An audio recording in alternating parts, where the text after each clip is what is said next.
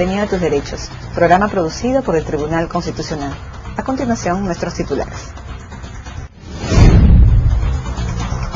Especialista Carlos Blancas Bustamante analiza los diversos tipos de despido laboral y la procedencia del amparo constitucional. Director de la Oficina para los Países Andinos de la OIT nos habla sobre el rol de este organismo internacional en el derecho al trabajo. Bien amigos, así empieza tus derechos y continuamos después de la pausa. ¿Sabías que el despido incausado se produce cuando se despide al trabajador, ya sea de manera verbal o mediante comunicación escrita, sin expresarle causa alguna relacionada con su conducta o labor que la justifique?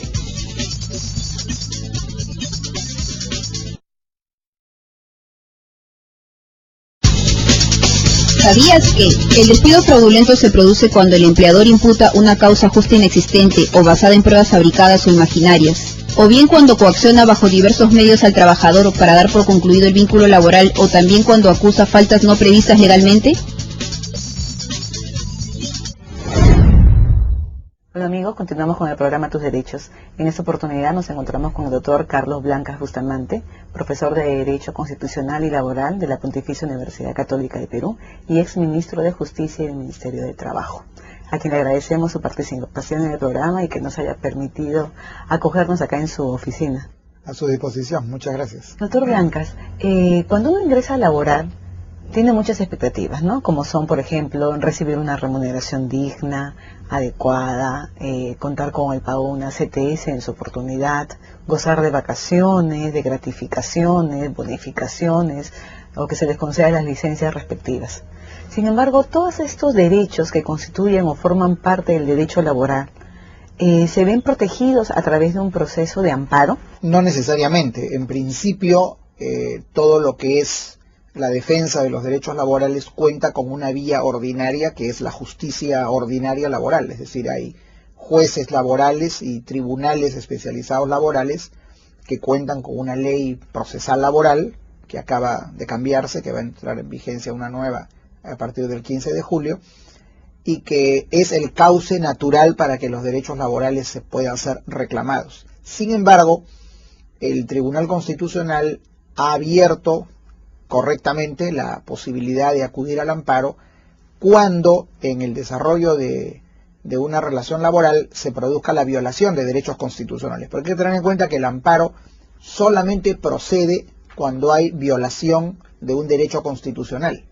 No necesariamente todo incumplimiento de una norma laboral que pueda ocasionar el empleador genera una violación de un derecho fundamental. Por lo tanto, hay que distinguir. Entonces, esta diferencia ya la ha hecho el tribunal. Entonces, hay temas, por ejemplo, el más importante, el tema del despido. El tribunal, en el tema del despido, ha señalado que procede una acción de amparo cuando el despido viola derechos fundamentales del trabajador. Y el caso más claro es cuando se viola el derecho al trabajo, que ocurre cuando al trabajador se le despide en forma incausada, es decir, sin causa señalada en la ley, o de forma fraudulenta, o cuando el despido es nulo porque viola determinados derechos constitucionales como la libertad sindical, por ejemplo. Perfecto, para poder entendernos mejor y el público televidente también. ¿Cuándo estamos frente a un despido incausado? ¿Qué debemos entender por ello? Incausado quiere decir que el despido no tiene causa. Las causas están establecidas en la ley. En el sistema peruano hay una relación de causas. Por ejemplo, faltar más de 3 días consecutivos o 5 días no consecutivos en un mes al trabajo. Esa es una causa. Impuntualidades reiteradas, siempre que previamente el empleador haya amonestado o suspendido al trabajador. Falta de respeto al empleador o agresión del trabajador al empleador o a otros compañeros. Desobediencia sin justificación a las órdenes o a los reglamentos. Concurrir al centro de trabajo en forma reiterada bajo el efecto del alcohol o de drogas o estupefacientes. Son algunas de las causas que están señaladas. Entonces, si el trabajador ha incurrido en alguna falta, el empleador tiene que notificarle, darle un plazo para que se defienda, y si la respuesta del trabajador no lo ha convencido, despedirlo. Pero lo que no puede el empleador es simplemente despedir al trabajador, decirle te vas, sin darle un motivo ni una justificación. Eso es un despido incausado, y eso el Tribunal Constitucional considera que es violatorio del derecho al trabajo, en el sentido que el derecho al trabajo no solamente es el derecho a tener un empleo para el que no lo tiene, sino también para el que lo tiene el derecho a conservarlo mientras no haya una causa objetiva y justificada para su despido. ¿Quiere decir esto que estaríamos frente a un despido incausado si es que un trabajador concurre a su centro de trabajo y simple y sencillamente no lo dejan entrar? Y le dice el portero o la persona en recepción de que los empleadores han decidido no continuar con sus servicios.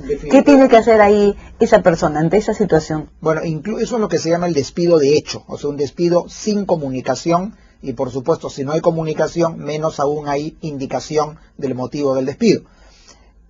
La propia ley laboral establece, en este caso, que para probar el despido de hecho, porque a veces al trabajador se le despide de hecho impidiéndole el ingreso, pero luego, por no haber ingresado, se le imputa abandono de trabajo. Abandono de trabajo por más de 3 días. La propia ley laboral señala que el trabajador debe, en este caso, acudir a la autoridad de trabajo o a la autoridad policial, que en este caso está habilitada para hacer esta labor, a efecto de que se constate esta situación. Normalmente esto lo hace la policía por encargo del Ministerio de Trabajo. Entonces el policía asignado se apersona al centro de trabajo, pregunta, comprueba por qué no se le ha permitido ingresar al trabajador, y luego la delegación policial expide una constancia policial. Esa constancia demuestra que el trabajador ha sido despedido en esa forma absolutamente ilegal. Y con esa base el trabajador podría perfectamente plantear una acción de amparo, porque ahí el despido incausado es evidente, prácticamente no hay nada que discutir. Perfecto, entonces ahí estaría habilitada la posibilidad de un inicio de proceso de amparo. Así es, ahí está habilitada la posibilidad de un proceso de amparo. Perfecto, ahora bien, existen otras figuras en la materia laboral, que es el despido fraudulento. ¿Qué se entiende por despido fraudulento? El despido fraudulento es un despido en el cual se invoca una causa para cumplir con la ley, pero la causa no es real. La causa puede ser ficticia, o la causa puede no tener ninguna relación con la labor del trabajador, o incluso también señala las sentencias del tribunal, pueden existir pruebas fabricadas, pruebas adulteradas, en base a las cuales se pretende a un trabajador despedirlo. Entonces, en todos estos casos se configura lo que se llama un despido fraudulento. Perfecto. Y más o menos, ¿qué tenía que hacer el trabajador frente a una situación de estas? O sea, ¿cómo acredita el trabajador de que se encuentra sujeto pasivo de un despido fraudulento? El despido fraudulento tiene una mayor dificultad probatoria que el despido incausado. En el despido incausado es más o menos fácil probar, porque no existe la carta, no existe la comunicación. No se ha iniciado ningún proceso o hay un despido de hecho, claro. En el despido fraudulento es más, como uso una palabra de una sentencia del Tribunal Constitucional que dice que el despido fraudulento es perverso. O sea, quien despide sabe que no puede despedir en forma incausada, porque tendría todas las de perder en un proceso judicial. Entonces trata de configurar un despido verdadero, es decir, imputa una falta. Para cumplir una formalidad. Así es. Pero el problema es ahí demostrar que efectivamente esa causa es falsa, o que la prueba utilizada es falsa, o que la causa invocada no está enumerada en la ley, porque también cuando se viola este principio de tipicidad, o sea que la falta tiene que ser la que está dicha por la ley y no otra, entonces hay que hacer una mayor labor probatoria por parte de la defensa del trabajador. Sin embargo, yo diría que hay un criterio más o menos establecido en las sentencias del tribunal que permiten identificar aquellos casos en los que efectivamente hay un despido fraudulento. Perfecto. Y también existe otra modalidad, que es el despido nulo. El despido nulo está regulado en la ley laboral. En realidad, en el despido nulo, el trabajador prácticamente tiene dos posibilidades igualmente buenas para él: o ir a la vía laboral o ir a la vía del amparo, porque en la vía ordinaria está regulado el despido nulo, y el despido nulo en la vía ordinaria se verifica cuando al trabajador se le despide básicamente por 3 grandes motivos, que son violaciones de derechos constitucionales: por ejercer actividad sindical, o sea, se viola la libertad sindical; por discriminación, cualquier tipo de discriminación, por raza, color, sexo, religión, idioma, opinión, y dentro de ellos se incluye como caso específico el despido de la mujer embarazada a causa de que está embarazada. Y en tercer lugar, el despido por represalia, cuando se despide a un trabajador porque se quejó, porque reclamó, porque protestó por algo, y entonces lo despiden. Y eso viola el derecho a la tutela judicial. Entonces, en esos casos, el trabajador podría, en la vía estrictamente laboral, ante un juez de trabajo, hacer una demanda y podría ser repuesto, porque en el caso de nulidad hay reposición del trabajador en su puesto de trabajo. Pero el tribunal ha considerado que en este caso, aunque hay vía ordinaria, por tratarse de derechos constitucionales muy relevantes, también puede accionarse a través de una acción de amparo. Entonces, para poner un ejemplo práctico, una mujer embarazada que es despedida justamente por ese motivo, por su estado de gestación, puede recurrir a la vía ordinaria o de lo contrario a la vía ordinaria laboral, o de lo contrario al proceso de amparo. Tiene los dos. En ambas vías hay en este momento jurisprudencia importante que acredita que efectivamente ello es así. Ahora, esto no significa que una mujer embarazada no pueda ser despedida, porque si la mujer embarazada comete una falta grave de las que hemos mencionado hace un rato, sí podría ser despedida. Claro. Siguiéndose todo el proceso de despido. Lo que no se puede es despedirla por el hecho de que esté embarazada. Una persona que cumple con todas sus labores, con todas sus obligaciones, y no obstante ello la despiden simplemente por su gestación. En este tema, la ley laboral, no el Código Procesal Constitucional, ha establecido una presunción a favor de la mujer. O sea, se presume que toda mujer embarazada que es despedida ha sido despedida porque está embarazada. Entonces, el empleador tiene que probar que hay otro motivo objetivo, por ejemplo, que robó, o que ocultó una información, o que sustrajo una información confidencial. Bueno, si prueba que existe otra causa, ese despido es válido. Si no lo prueba, quiere decir que no hay otro motivo y que el único es el hecho de estar embarazada. El hecho de estar embarazada. Doctor, usted nos ha explicado claramente de que ante la vulneración de derechos constitucionales, el trabajador puede recurrir, en su caso, a la vía laboral o a la vía del proceso constitucional de amparo. ¿Cuáles son las consecuencias en ambos sentidos? Si se hace fundada, por ejemplo, una demanda de amparo frente a un despido nulo. Porque frente a un despido nulo el trabajador puede elegir entre la reposición. Así es, o la indemnización, correcto. Pero no son acumulativas ambas pretensiones. No. Así es, son excluyentes, claro. O hay indemnización o hay y los resultados, por eso es un proceso ordinario laboral. Esa misma mujer embarazada, que por ejemplo, ella pretende la indemnización, no está interesada en volver a ese centro de trabajo porque ya quizás va a ser un ambiente laboral hostil para ella. Y si su inclinación es obtener una indemnización, ¿podría obtener lo mismo a través de un proceso de amparo? No, en el caso del proceso de amparo no puede obtener una indemnización. Si el trabajador tiene la actitud de consolidar el despido, ya no reclamar contra el despido porque no quiere volver, entonces lo que le queda es en la vía ordinaria laboral reclamar el pago de una indemnización. Ya no podría accionar.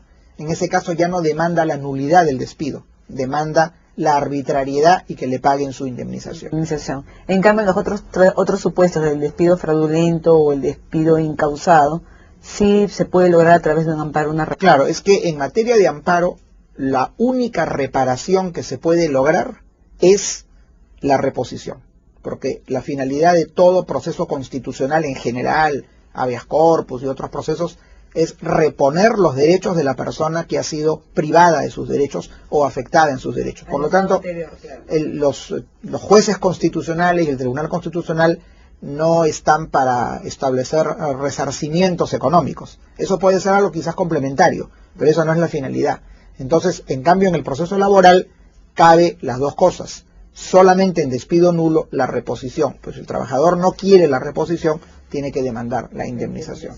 Y justamente viendo el aspecto patrimonial, en un proceso de amparo, si una persona es repuesta, gana el proceso de amparo, se le repone en su puesto de trabajo.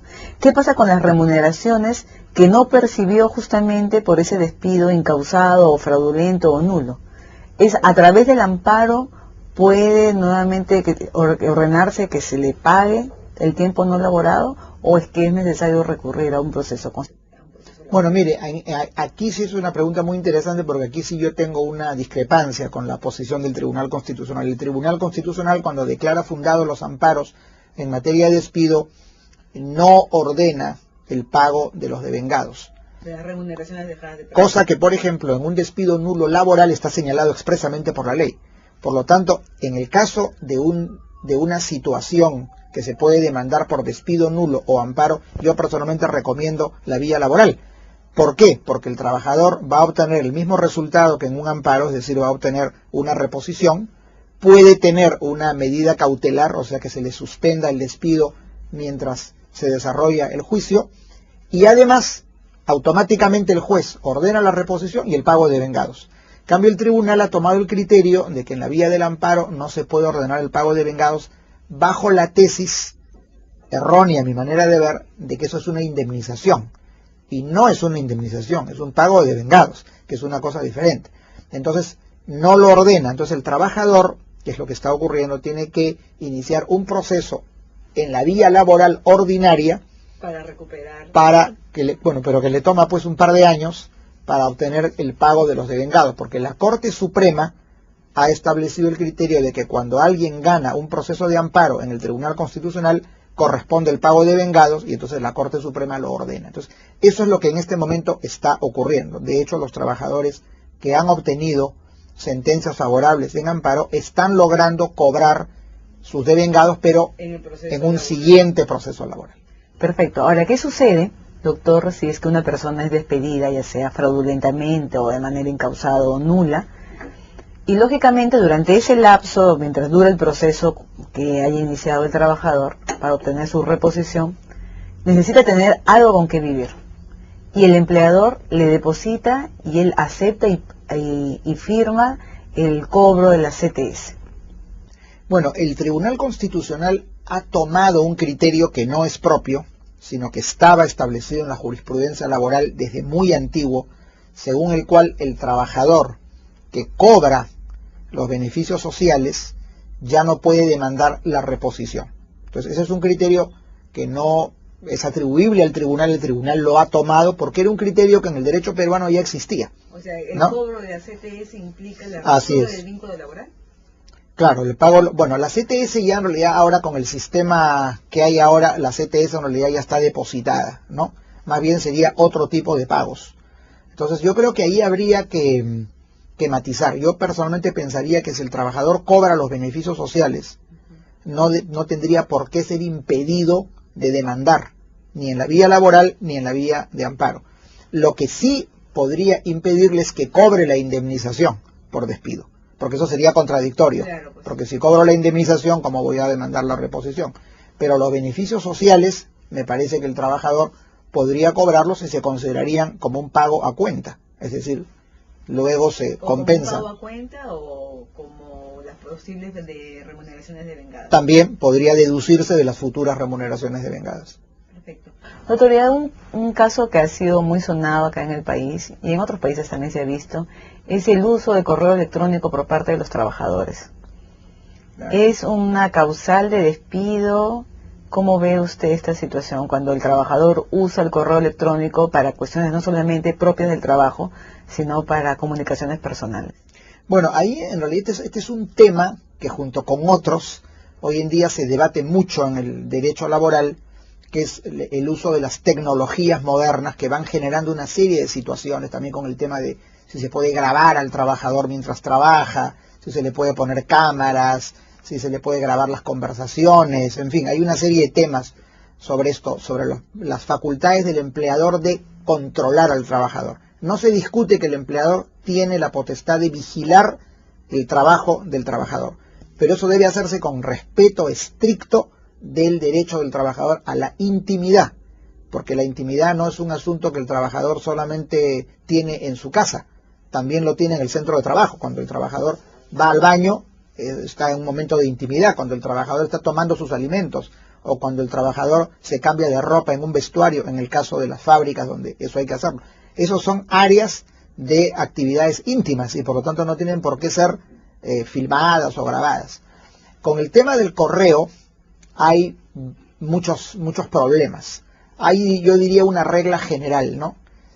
Que además el tribunal la ha recogido en la sentencia, una sentencia del caso Serpos, y es que el hecho de que el equipo, la computadora, sea de propiedad de la empresa, no le da por sí el derecho a vigilar las comunicaciones del trabajador. Si el trabajador tiene un correo personal porque se le ha autorizado que tenga su correo, entonces eso no tendría por qué ser objeto de vigilancia. El tema se complica cuando el correo no es del trabajador, sino el correo es corporativo, es decir, el correo es atribuido al trabajador para que a través de él trabaje, ¿no? Es un correo de la empresa, incluso también con el tema del intranet. En ese caso, no se puede negar al empleador la facultad de fiscalización, porque el empleador tiene que tener la posibilidad de saber si se está usando para trabajar o no, o el trabajador se está distrayendo o usándolo para otros fines. Entonces, aquí sí se establece que si bien el trabajador tiene un derecho a la intimidad, él, al usar un correo corporativo para comunicaciones personales, está poniendo en riesgo su propia intimidad y en consecuencia no podría alegar que no hay un derecho de la empresa a fiscalizar esas comunicaciones. Es lo mismo que pasa con el teléfono. Los trabajadores que trabajan a través del teléfono, que venden servicios, que venden tickets, o los call centers, no pueden impedir la fiscalización. Es diferente el caso de un trabajador que no trabaja a través del teléfono y que usa el teléfono de la empresa para hacer una llamada a su casa. Ahí no se justificaría que lo graben o le intercepten la llamada. Hay que ir marcando, digamos, las situaciones que se pueden dar. Y por último, doctor, ¿qué diferencia de trato existe frente a la posible vulneración de derechos constitucionales laborales entre un trabajador privado y un trabajador público? ¿Tienen las mismas vías a efectos de poder lograr el reclamo de estas vulneraciones? En principio yo diría que sí, pero en la sentencia Bailón, en la que el tribunal, después de darse el Código Procesal Constitucional, sentó ciertas líneas, allí más bien se ha empujado, por decirlo así, un poco el tema de las reclamaciones del sector público a que se hagan por la vía contencioso-administrativa, que es otro procedimiento, que ahora incluso acaba de ser, por una reforma reciente, asignado también a los jueces de trabajo. Pero es otro procedimiento, no es el procedimiento laboral. Entonces, hay una tendencia del tribunal a llevar lo que es servidores públicos a lo contencioso administrativo. Pero creo que en general, si hay casos en los que hay una clara violación de derechos fundamentales, sí está habilitada la vía del amparo. La cuestión es probarlo, porque efectivamente a veces hay amparos que no están sustentados en una efectiva violación de derechos fundamentales, sino de normas legales. De normas legales. Bueno, doctor Blancas, le agradecemos que haya aceptado esta conversación, que haya permitido ilustrar a los ciudadanos acerca de sus derechos laborales. Creo que es muy importante que se sepa cuáles son los mecanismos que tenemos para reclamar una posible vulneración de estos derechos. Le agradecemos mucho, doctor, nuevamente, reiteramos nuestro agradecimiento y bueno, amigos, continuamos con el programa después de la pausa.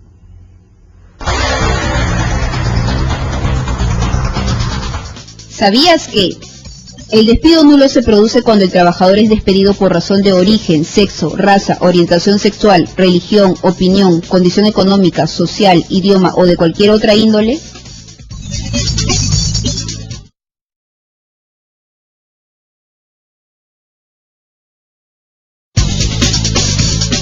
¿Sabías que, en virtud del principio de inmediatez, debe haber siempre un plazo inmediato y razonable entre el momento en que el empleador conoce o comprueba la existencia de la falta cometida por algún trabajador y el momento en que se inicia el procedimiento y se le impone la sanción de despido?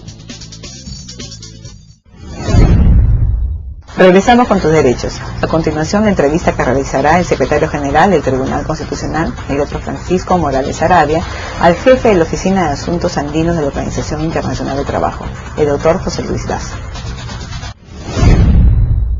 Estimados amigos del programa Tus Derechos, en esta oportunidad nos encontramos con José Luis Daza, director de la Oficina Regional de la OIT para América Latina. Doctor, tenga usted muy buenos días y bienvenido a nuestro programa. Muy buenos días, es un placer para mí estar con ustedes.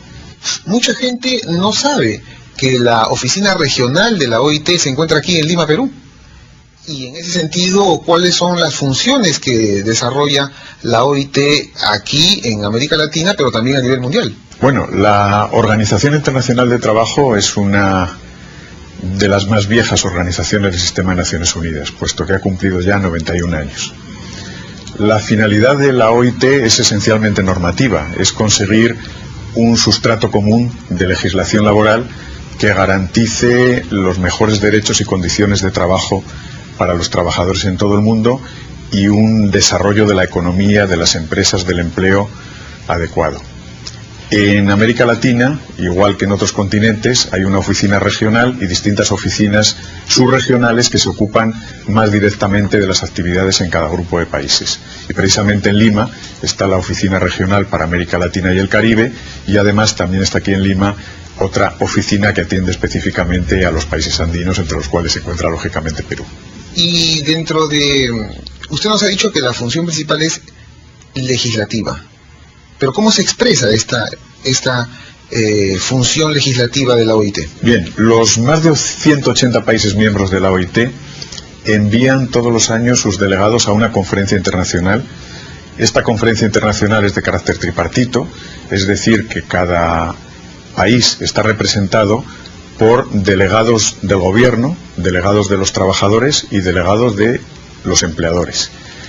En esta conferencia internacional se discuten muchos temas, pero sobre todo, tema fundamental es discutir unos proyectos de convenios o recomendaciones internacionales sobre temas que van desde las condiciones de trabajo, la seguridad social, la seguridad y salud en el trabajo, el empleo, el trabajo de los menores, todos los temas que afectan al mundo del trabajo.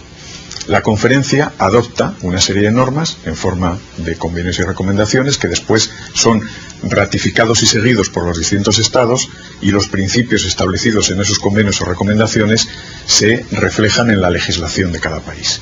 Luego queda ya en el ámbito de cada país el desarrollo y la aplicación. Usted ha hecho referencia al tripartismo. Esta es una característica especial de esta organización de la OIT. No hay otra en el mundo que tenga una composición de esta naturaleza. Quisiera que nos amplíe un poco más este tema para nuestros oyentes. Efectivamente, la OIT surge en 1919, justo después de la Primera Guerra Mundial, y en parte como consecuencia de los acuerdos del Tratado de Versalles, que pretendían ayudar a establecer un nuevo orden internacional. Dentro de ese orden internacional estaba el conseguir unas condiciones de trabajo dignas para todas las personas, y en aquel momento se encontró que crear una organización que fuera capaz de representar los intereses de todos era la forma más adecuada. De ahí que el tripartismo se implantara en todas las instancias de la Organización Internacional del Trabajo para tener una representación suficiente, no solo de los gobiernos como responsables de las políticas de los países, sino también la voz de los trabajadores y la voz de los empleadores como los dos interlocutores principales en todos los procesos laborales. Hay que tener en cuenta que el trabajo se desarrolla básicamente en el ámbito de un centro de trabajo que pertenece a una empresa, pero lógicamente el desarrollo y el progreso está en el acuerdo entre todos y en el diálogo entre todos. De ahí que la OIT sea una organización eminentemente tripartita, donde todas las voces tienen lugar. Todas las voces deben ser escuchadas. Y la OIT está planteando un concepto, yo no sé si es novedoso, pero tal vez tenga que ver algo con la dignidad de la persona humana, y es el trabajo decente. ¿A qué alude la OIT cuando habla de este concepto? Desde hace varios años, la política de la Organización Internacional del Trabajo está en conseguir que en prácticamente todo el mundo se consigan unas condiciones de trabajo dignas para la persona. Se adoptó la terminología de trabajo decente porque era más universal. En prácticamente todas las lenguas hay una equivalencia entre trabajo decente y trabajo digno. Los pilares del trabajo decente son el que todas las personas tengan un empleo adecuado, que ese empleo reúna unas condiciones, unas características de dignidad, y esas características están básicamente representadas por tener un salario digno, un salario adecuado, ser un trabajo protegido frente a los riesgos del trabajo, como los accidentes o las enfermedades profesionales, al mismo tiempo que exista una cobertura de protección social, un sistema de seguridad social, tanto para salud como para pensiones, como para contingencias familiares o desempleo, que cubra determinados infortunios que pueden ocurrir a lo largo de la vida laboral de las empresas, y evidentemente que todo eso se haga con respeto a una serie de normas fundamentales que aluden sobre todo a temas como la inexistencia de trabajo forzoso, la inexistencia de trabajo infantil y el respeto a la igualdad y a un trato equitativo entre todas las personas. Y todo ello dentro de un clima de diálogo social en el cual esté ampliamente reconocida la libertad sindical y la libertad de asociación, junto con la negociación colectiva. Eso es en esencia la agenda de trabajo decente. Todos estos conceptos que usted ha vertido, relativos por ejemplo a la igualdad, a la negociación colectiva, en fin, al impedimento del trabajo forzoso o la no discriminación, tienen que ver con los tratados internacionales suscritos al interior de la OIT. ¿Cuál es la incidencia actual de estos tratados internacionales de derechos laborales? ¿Estamos frente a una mayor incidencia en el ámbito de los derechos nacionales, es decir, en los ordenamientos jurídicos de cada país, en relación a hace algunos años? Digamos que estos principios fundamentales, como son el de libertad de asociación, negociación, no al trabajo infantil, no a la discriminación, no al trabajo forzoso, han sido ampliamente reconocidos por las constituciones de todos los países y al mismo tiempo llevados a la práctica a través de una legislación de aplicación que implica una garantía de derechos para las personas.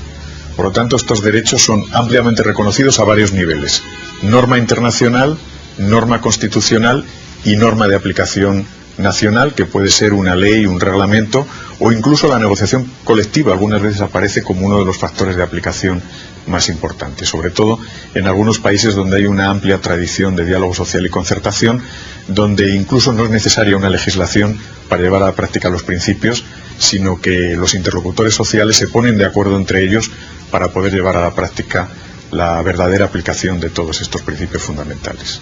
Y en el caso de los órganos jurisdiccionales, ¿cómo evalúa la OIT la recepción de los tratados internacionales de OIT? ¿Los jueces son permeables a usarlos? ¿Hay un déficit? ¿Hay un trabajo que hacer en el tema de la aplicación de estos tratados en los casos laborales? Bueno, digamos que esto tiene varias dimensiones de aplicación. Por un lado, desde el momento en que un Estado ratifica un convenio de la OIT, que es un convenio internacional, de acuerdo con la normativa constitucional de cada país, suele convertirse directamente en norma nacional. Desde ese punto de vista, cualquier ciudadano podría argumentar ante un juzgado, ante un tribunal, que se aplique ese derecho reconocido en el Tratado Internacional. Lo que ocurre es que los convenios de la OIT son muy amplios. A veces enuncian un principio y la real aplicación de ese principio tiene que ser llevado a la legislación nacional. Entonces, evidentemente, la legislación nacional condiciona mucho la aplicación efectiva de estos principios. Lo que ocurre con algunas cortes de justicia o tribunales es que no siempre se ha dado un énfasis suficiente en el estudio del derecho como para que todos los operadores jurídicos, abogados, asesores, jueces, tengan un conocimiento específico del contenido preciso de todos los convenios internacionales. Desde ese punto de vista, en los últimos años, la Oficina Internacional del Trabajo, como secretaría de la Organización Internacional, está haciendo un gran esfuerzo de difusión, no solo del contenido de los principios contenidos en los convenios, sino también de la práctica existente ya en muchos países. De tal manera que en este momento creo que somos capaces, como oficina, de aportar programas de capacitación o de formación a prácticamente todos los sistemas judiciales en el mundo para que tengan un preciso conocimiento de contenido, de modos de aplicar y de alternativas, en su caso, de mejor aplicación de los convenios. ¿Y la oficina de la OIT para América Latina, qué labores realiza a nivel del ámbito latinoamericano? Bien, teniendo en cuenta que la labor esencial de la Organización Internacional del Trabajo es normativa, la oficina, como es lógico, lo que intenta es desarrollar una labor promocional para la mejor aplicación de los convenios. Los convenios son muy variados, porque unos entran en materia de empleo, otros entran en materia de ejercicio de la libertad sindical, otros entran en tema vinculado al salario, a la jornada, a la seguridad y salud en el trabajo, a la aplicación de normas de seguridad social, y entonces nuestros programas son muy específicos y dirigidos a cada uno de los órganos de la administración pública que tienen competencia dentro de estos temas. Normalmente en casi todos los países hay un Ministerio de Trabajo y Empleo, Ministerio de Trabajo y Seguridad Social, que tiene casi el 80 o el 100% de las competencias en esta materia. Entonces la Oficina Internacional de Trabajo hace una labor de promoción y asistencia a estos ministerios para que en la medida en que lo demandan de la propia oficina se ayude a la aplicación de los convenios, al desarrollo de las normas, de los procedimientos, de los sistemas administrativos que perfeccionen todo este sistema de aplicación de las normas.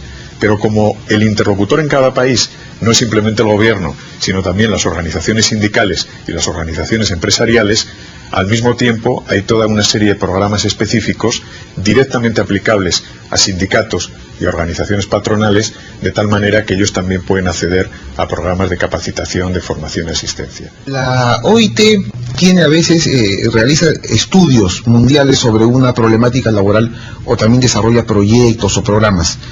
¿Algunos que usted considere relevantes difundir o mencionar? Sí, bueno, dependiendo de las regiones o de los continentes hay una serie de prioridades, pero digamos que hay una serie de prioridades comunes, unas hasta cierto punto permanentes y otras coyunturales.